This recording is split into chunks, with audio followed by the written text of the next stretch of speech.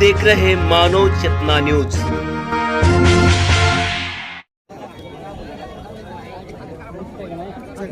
आपण हे दृश्य जे आहे थेट अंतरवली सराटीमधून बघत आहे। या ठिकाणी मराठा योद्धा मनोजदादा जरांगे जे आहे तपतपत्या उन्हामध्ये जे आहे आपल्याला आंदोलन करताना दिसत आहे आणि त्यांच्या आंदोलनाला मोठ्या प्रमाणात समर्थनसुद्धा मिळत आहे। मला चारही बाजूकडून ही जी आहे मराठा आंदोलक हे दाखवत आहोत, बघू शकता तुम्ही आज।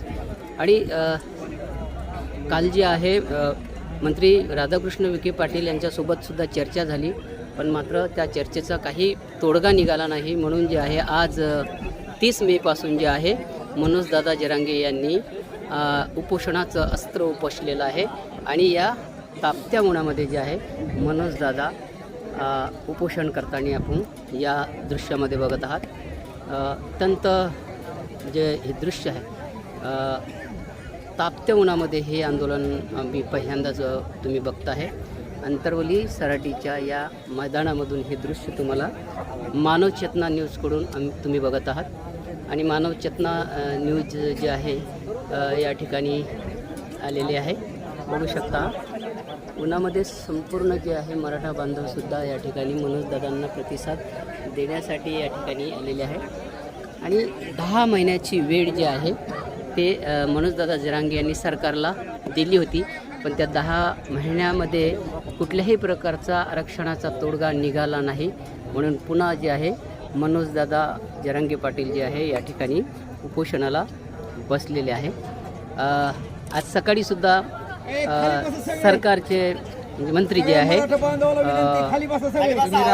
राधाकृष्ण विखे पाटील सुद्धा या ठिकाणी आले होते, तरी तोडगा निघाला नाही आहे। अनेक त्यांच्या मागण्या आहे, त्या मागण्या मान्य अजून सरकारने केलेल्या नाही।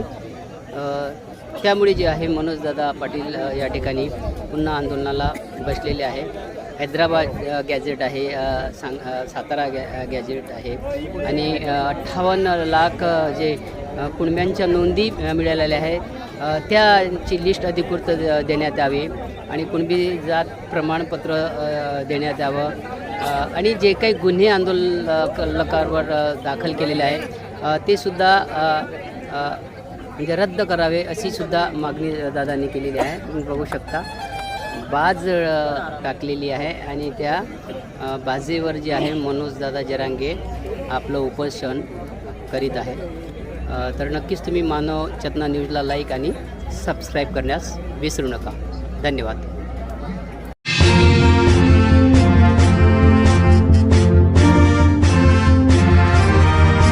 आप देख रहे मानव चेतना न्यूज।